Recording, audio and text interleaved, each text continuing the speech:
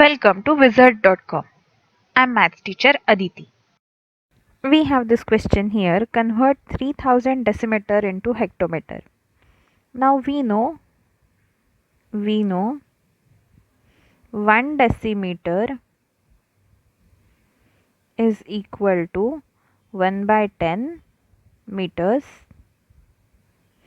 and 1 meter is equal to 1 by 100 hectometer. Therefore, 1 decimeter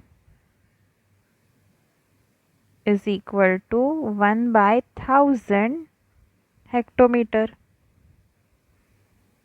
Now with this understanding, 3000 decimeter will be equal to 3000 divided by 1000 hectometer.